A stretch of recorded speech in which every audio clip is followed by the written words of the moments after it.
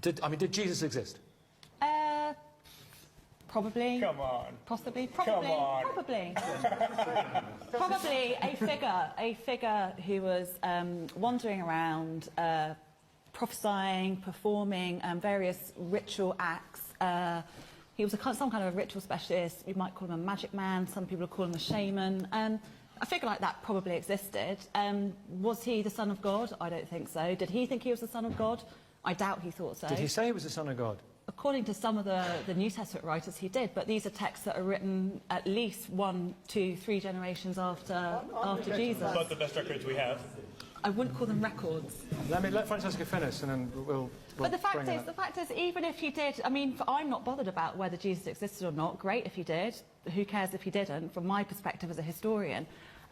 But even if he did exist, even if he was executed by the Romans, it's more about the social and religious responses to this particular man and his particular group of friends, his disciples, this very early Jewish movement. That's more interesting to me as a historian than some kind of vague idea of a truth. Truth is a very loaded, it's a value term, it's a very loaded label. We use it as opposed to falsity. Whereas something like evidence or plausibility, historical reality, virgin birth, for example. What about the virgin birth? Well, how many mentions are there of that? Well, we've only got 2 accounts in the New Testament about Jesus' birth and his childhood in the Gospels of Matthew and Luke.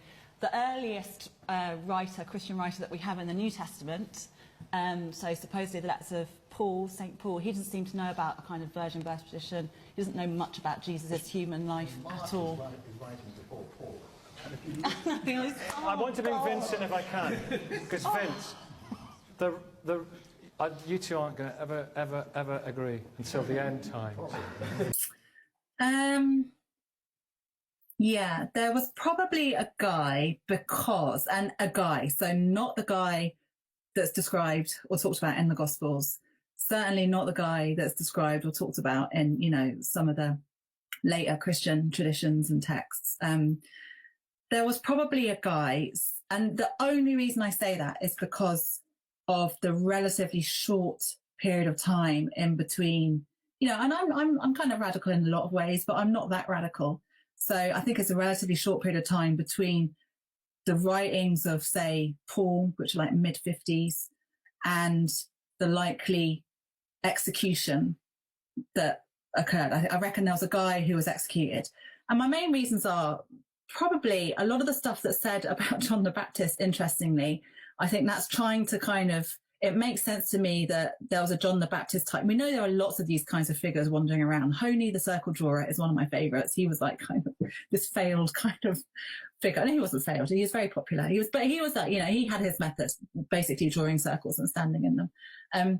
But, the kind of John the Baptist, Jesus thing, that looks to me like a massive kind of polemic as a way of trying to say, what's the relationship between these two figures? John the Baptist had his head cut off. This Jesus guy, was crucified. So you've got 2 kind of executed figures who have been brought together.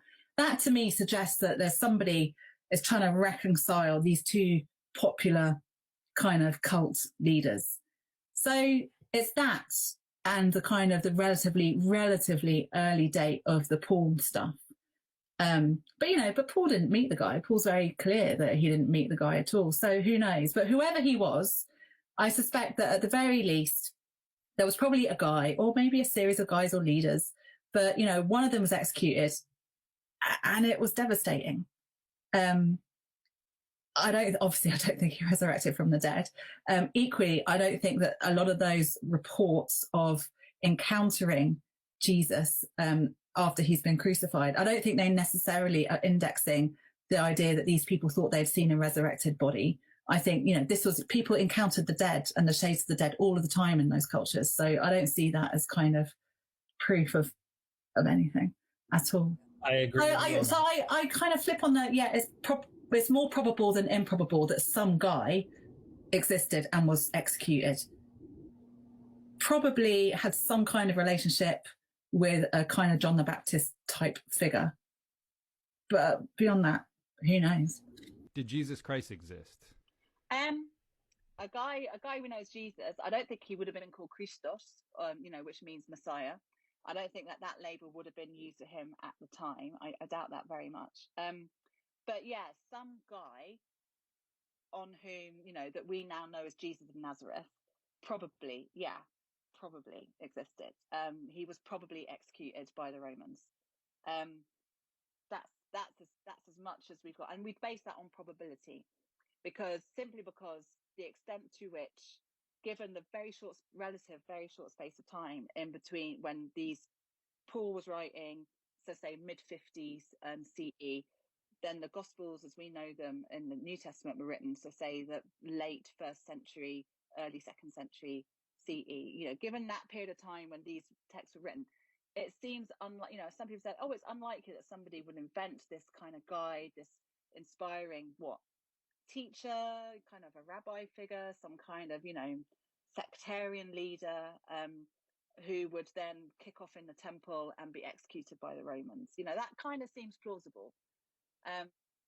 So probably, yeah, but we don't have any corroborating evidence from the 1st century BCE, the 1st century CE, outside of the text that we now find in the New Testament. Nothing. That's it? So, there's a couple of, some people say, oh, Josephus makes a reference. There's a lot of that, looks like quite a problematic, there's a lot of scholarly debate around the reference to this Jesus movement in Josephus, because it looks like it could be a later insertion into some of those manuscripts.